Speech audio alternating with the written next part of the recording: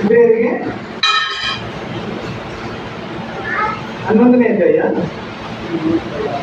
32-33ನೇ ವಾಕ್ಯ. ಇದು ಏನು ಹೇಳಬೇಕು? ಗಿಡಿಯೋನ್, ಬರಾಕ್, ಸಂಸೋನ್, ಯೆಫೆತ, ದಾವೀದ, ಸಮುವೇಲ್ ಎಂಬುವರ ವೃತ್ತಾಂತವನ್ನು ಪ್ರವಾದಿಗಳ ವೃತ್ತಾಂತವನ್ನು ವಿವರವಾಗಿ ಕೇಳಬೇಕಾದರೆ ನನಗೆ ಸಮಯ ಸಾಲದು. ಸರಿ ಸಾಕು. ಇಲ್ಲಿ ಸಂಸೋನನ ಅನ್ನುವಂಥ ಒಬ್ಬ ವ್ಯಕ್ತಿ ಬರ್ತಾರೆ. ಬೇರೆಯವ್ರ ಹೆಸರುಗಳು ಇದ್ದಾವೆ. ಸಂಸೋನ ಬಗ್ಗೆ ನಾವು ಧ್ಯಾನಿಸೋಣ. ಸಂಸೋನನ ಬಗ್ಗೆ ನೀವು ಏನೇನು ಕೇಳಿದ್ದೀರಿ? ಪಟ್ ಹೇಳ್ಬೇಕು. ಒಂದೊಂದು ಮಾತಲ್ಲ ಅಷ್ಟೇ ಸಾಕು. ಸಂಸೋನ ಹುಟ್ಟಿದಾಗಲೇ ದೇವರಿಂದ ಅಭಿಷೇಕಿಸಲ್ಪಟ್ಟಂತ ವ್ಯಕ್ತಿ. ಆತರ ಮೇಲೆ ಕತ್ತಿ ಹಚ್ಚಬಾರದು ಎಂಬುದಾಗಿ ದೇವರು ಅವ್ರ ತಾಯಿಗೆ ಹೇಳಿರ್ತಾರೆ. ಅದಾದ್ಮೇಲೆ ಮತ್ತೆ ಬಲಿಷ್ಠವಾದಂತ ವ್ಯಕ್ತಿ. ಮತ್ತೆ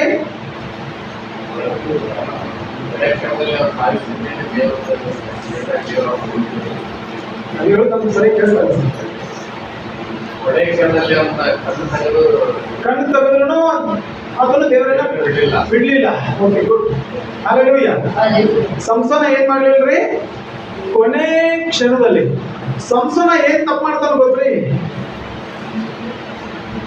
ಅಲ್ಲಿ ಹೋಗಿ ಅನ್ಯ ಜನರನ್ನು ಮದುವೆ ಬಿಡ್ತಾನ. ಮದುವೆ ಆಗಿ ಅದಾದ್ಮೇಲೆ ಒಬ್ಬ ವೇಶ್ಯೆಯಲ್ಲಿ ಮೋಹಿತನಾಗಿ, ದಲೀಲ ಅನ್ನುವಂಥ ಒಬ್ಬ ವೇಶ್ಯೆಯಲ್ಲಿ ಮೋಹಿತನಾಗಿ ಆಕೆ ಹತ್ರ ವಾಸ ಮಾಡ್ತಾ ಇರ್ತಾನೆ. ದೇವರಿಂದ ಪ್ರತಿಷ್ಠಿಸಲ್ಪಟ್ಟಂತ ವ್ಯಕ್ತಿ, ಅಭಿಷೇಕಿಸಲ್ಪಟ್ಟಂತ ವ್ಯಕ್ತಿಯನ್ನು ಕೊನೆಯದಾಗಿ ಆಕೆ ಎಷ್ಟೋ ಸಾರಿ ಕೇಳ್ತಾಳೆ ನಿನ್ನ ಶಕ್ತಿಯ ರಹಸ್ಯ ಏನು ಅಂತೇಳಿ. ಅವ್ರು ಸುಳ್ಳು ಹೇಳ್ತಾನೆ. ಸುಳ್ಳು ಹೇಳಿದ ಆದ್ಮೇಲೆ ಕೊನೆಯದಾಗಿ ಬ್ಯಾಸೊತ್ತು ಈ ಜೀವನ ಇಡೋದು ಬೇಡ ಅಂತೇಳಿ ಅವನು ಹಂಗೆ ಮಾಡ್ತಾನೆ. ಇಲ್ಲದ ತರನೇ ತೀರ್ಮಾನ ಮಾಡ್ತಾನೆ. ಈ ಜೀವನನೇ ಸಾಕು, ಹೇಳ್ಬಿಡೋಣ, ಈಕೆ ಭಾಳ ಕಾಟ ಆಗ್ತಾ ಇದೆ ಅಂತೇಳಿ ನನ್ನ ಕತ್ತಿ ಹಚ್ಚಿಬಿಟ್ಟು ಹೋಗ್ಬಿಡ್ತಾನೆ ಆ ಕಡೆ. ಹಿಂಗೆ ಹೇಳ್ತಾನೆ ಅವನು. ಅದಾದ್ಮೇಲೆ ಆತನ ಕೂದಲು ಕತ್ತರಿಸಲ್ಪಡ್ತದ್ರಿ, ಕತ್ತಿ ಹಚ್ತಾರೆ. ಆಮೇಲೆ ಅವ್ನು ತಪ್ಪಿಸ್ಕೊಳ್ಳಿಕ್ಕೆ ಪ್ರಯತ್ನ ಮಾಡ್ತಾನೆ, ತಪ್ಪಿಸ್ಕೊಳ್ಳೋಕೆ ಆಗಂಗಿಲ್ಲ. ಹಿಡ್ಕೊಂಡು ಹೋಗ್ತಾರೆ. ಅವ್ನ ಕಣ್ಣು ಕಿತ್ತಾಕ್ಬಿಡ್ತಾರೆ. ಫಿಲಿಸ್ಟಿಯರ್ ಒಂದು ಕೆಟ್ಟ ಗುಣ ಏನಿತ್ತು ಗೊತ್ತ್ರಿ? ಯಾರಾದ್ರೂ ವೈದೇಶಿಕರ ಮೊದಲವನನ್ನ ಕಣ್ಣುಗಳನ್ನ ಕಿತ್ತಾಕೋದು. ಕಣ್ಣು ಕಿತ್ತಾಕ್ತಾರೆ. ಅವನಿಗೆ ಬೀಸಲಿಕ್ಕೆ ಹಚ್ತಾರೆ. ಎತ್ತುಗಳ ಬದಲಾಗಿ ಅವನನ್ನ ಗಾಣ ಎಣ್ಣೆ ತೆಗೆದು ಹಚ್ತಾರೆ, ಬಿತ್ತುದಕ್ಕೆ ಹಚ್ತಾರೆ. ಕಣ್ಣು ತೆಗೆದಾದ್ಮೇಲೆ ಭಯಂಕರ ಶಿಕ್ಷೆಗಳನ್ನ ಕೊಡ್ತಾರೆ. ಕೊನೆಯದಾಗಿ ಆತನನ್ನು ನೋಡಿ ಒಬ್ಬ ಮಹಾ ದೊಡ್ಡ ವೈರಿ ನಮ್ಮ ಕೈಯಲ್ಲಿ ಸಿಕ್ಕಿದ್ದಾನೆ ಅಂತೇಳಿ ಅವರು ಅಣ್ಣ ದೇವತೆಗೆ, ತಮ್ಮ ದೇವತೆಗೆ ಮುಂದೆ ಅವರು ವಿಜೃಂಭಣೆ ಮಾಡೋದಕ್ಕೆ ಕೈಕೊಂಡು ಬಂದಿರ್ತಾರೆ. ಆಗ ಸಂಸೋನನ್ನು ಪ್ರಾರ್ಥನೆ ಮಾಡ್ತಾರೆ, ಸ್ವಾಮಿ ಇಷ್ಟೆಲ್ಲ ನನ್ನ ನೀವು ಗೆಲ್ಲಿ ಮಾಡ್ತಾ ಇದ್ದಾರಲ್ಲ, ಒಂದು ಕಣ್ಣಿಗಾದ್ರೂ ನನಗೆ ಬಲ ಕೊಡು ಸ್ವಾಮಿ, ಒಂದು ಕಣ್ಣಾದ್ರೂ ಕಾಣಿಸುವಂತೆ ನನಗೆ ಸಹಾಯ ಮಾಡು.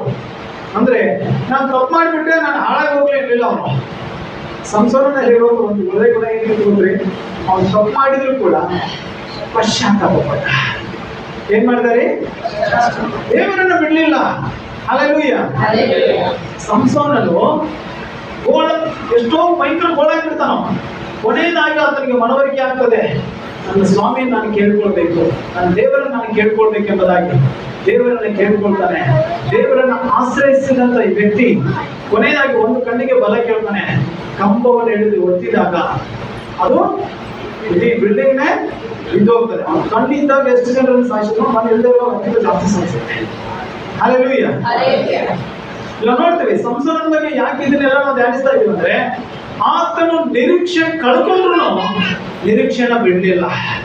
ಹಲ್ಲೆಲೂಯಾ. ನಿನ್ನ ಸ್ಥಿತಿ ಎಷ್ಟೇ ಕಠಿಣವಾಗಿದ್ರು ಯೇಸು ಕ್ರಿಸ್ತನ ಮೇಲಿರುವಂತ ನಂಬಿಕೆಯನ್ನು ಬಿಡಬೇಡ. ದೇವರು ನಿನ್ನನ್ನು ಕೈ ಹಿಡಿತಾರೆ. ಸಂಸೋನನನ್ನ ಕೈ ಹಿಡಿದಂತ ದೇವರು, ಸಂಸೋನನ ಎರಡು ಕೈಗಳನ್ನ ಬಲಪಡಿಸಿದಂತ ದೇವರು, ಸಂಸೋನನು ಕಣ್ಣಿಲ್ಲದವನಾಗಿರುವಾಗಲೂ ಕೂಡ ಆತನಿಗೆ ಬಲಪಟ್ಟಂತ ದೇವರು ಇವತ್ತು ನಿನ್ನ ಕಣ್ಣು, ಕೈ, ಕಾಲು ಎಲ್ಲ ಇದೆ, ಬುದ್ಧಿ ಇದೆ, ತಿಳುವಳಿಕೆ ಇದೆ, ನಿನಗೆ ಬಲ ಕೊಡಲಾರದೆ ಇರ್ತಾರ? ನಿಜವಾಗ್ಲೂ ಬಲ ಕೊಡ್ತಾನೆ ಪ್ರೇರೆ. ಸಂಸೋನನ ಆಶೀರ್ವದಿಸಿ ಆತನ ಹೆಸರನ್ನ ನಾನು ಯಾಕೆ ಇಬ್ರಿಯ ಪತ್ರಿಕೆ ಓದಿಸಿದ್ದೇನೆ ಅಂದ್ರೆ, ಅದರ ಸ್ಟೋರಿ ಇರೋದು ನ್ಯಾಯಸ್ಥಾಪಕರ ಪುಸ್ತಕ 9ನೇ ಅಧ್ಯಾಯದಿಂದ ಬರ್ತದೆ. ಸಂಸೋನನ ಸ್ಟೋರಿ ನಾನು ಯಾಕೆ ಓದಿಸಲಿಲ್ಲ ಅಂದ್ರೆ, ಸಂಸೋನ ಸ್ಟೋರಿ ನಮಗೆಲ್ಲರಿಗೂ ಗೊತ್ತಿದೆ ಸಾಮಾನ್ಯವಾಗಿ, ಆದ್ರೂ ಇನ್ನೊಂದ್ಸರಿ ನಮ್ಗೆ ರಿಪೀಟ್ ಆಗ್ತಾ ಇದೆ. ಇಬ್ರಿಯರಿಗೆ ಬರೆದ ಪತ್ರಿಕೆ 11ನೇ ಅಧ್ಯಾಯಕ್ಕೆ ಯಾಕಪ್ಪ ನಾನು ಬಂದನಿ ಅಂದ್ರೆ, ದೇವರಾತ್ಮನು ಗ್ರಂಥಕರ್ತನ ಮೂಲಕವಾಗಿ ಸಂಸೋನನು ನಂಬಿಕೆಯಿಂದ ದೇವರ ದೃಷ್ಟಿಯಲ್ಲಿ ನೀತಿವಂತನಾದನು ಅನ್ನುವಂಥ ವಿಷಯ ಬರೆಯಲ್ಪಟ್ಟಿದೆ.